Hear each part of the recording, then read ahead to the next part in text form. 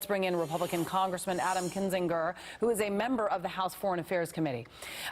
Okay, so the president had good relations with North Korea at the time. They had come, this came at the heels of denuclearization talks. Everyone knew that the president was making progress in North Korea, which is why it wasn't much of a surprise that because of those good relations, that Otto Warmbier was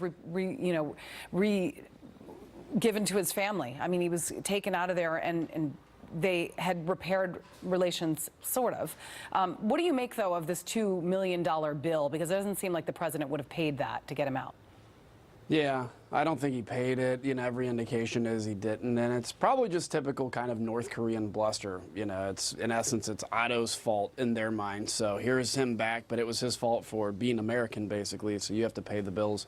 Whether or not we signed a bill is one thing.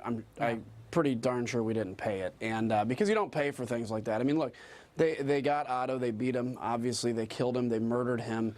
And the United States is going to pay a ransom for that, as the president said. This isn't the prior administration. This is an administration that says we don't pay for hostages because it's just not the right thing to do. It is being reported that the president knew about the bill, at least that it was talked about as part of the deal. The question is, would he have to agree on a payment at the time of Warmbier's release? In other words, obviously, they didn't let him out on good faith. Do you think this bill even exists, is my question? Because I can't imagine in North Korea the way that they treat their own people, let alone prisoners, would say, okay, I owe you, we'll give you Warmbier, and then you owe us the $2 million. That just doesn't seem like that would ever happen.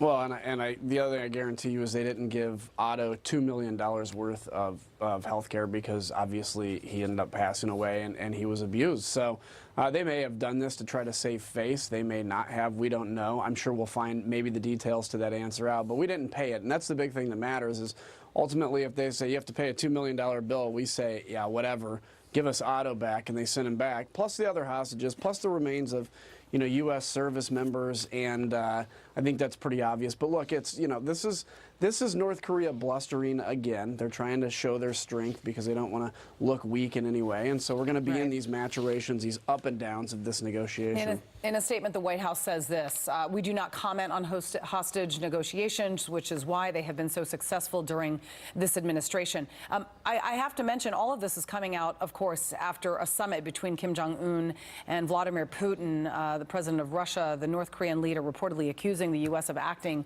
in bad faith in Hanoi. But if anyone has acted in bad faith, isn't it North Korea? Because wasn't the release of Warmbier surrounded by the denuclearization talks between the U.S. and the North? Yeah, this is what's amazing. I mean, this has been, by the way, a pattern with the Kim family forever. They act like they're, you know, best friends now. They want to denuclearize, and then they play games, and the U.S. says, okay, well, here's kind of the rules, and then they walk away and blame us. So this is standard. Him going to Russia, look, I have no problem with him going and speaking with Vladimir Putin, but let's not pretend like this is going to be some breakthrough. Vladimir Putin is the president of a country with a very small economy. Basically, they just sell gas. That's about the only thing they're known for. And they don't have the chutzpah to be able to make any kind of an impact on foreign policy, especially with North Korea. If this was China, it'd be a little bit different. But China and the United States are really the two people that carry the future of North Korea with Kim Jong-un. Vladimir Putin can pretend like he's a player in the world, and he isn't. All he can do is put troops in places like Venezuela to look tough, and it doesn't mean anything. I want to play a clip of President Trump discussing Putin and North Korea on Hannity last night, and then I'll have you react. Here it is. Even today, I see where President Putin in Russia made the statement that it's great to be able to help us with Kim Jong-un and North Korea. We want to get rid of the nuclear weapons. Now, in March, the president had claimed, you remember, that he had dropped some North Korea sanctions because he likes Kim. That was a quote. What happened to the relationship between these two? And I'm wondering if the chilling relations might be due to Mike Pompeo and North Korea, and is that damaging talks? I think the deteriorating relations is because basically Kim Jong-un doesn't want to do anything. He is going to try to push President Trump to the point where he can get what he wants. President Trump walking away from the summit was a very smart move, and I think obviously it ticked off Kim Jong-un. He probably thought President Trump wouldn't do that, and the fact that he did took him off guard. So now he's kind of sitting there going, oh my goodness, what do I do next? I'm going to go see Vladimir Putin and everything else. So that's where we're at. Congressman Adam Kinzinger, thank you very much for talking to us. Happy Friday. You bet.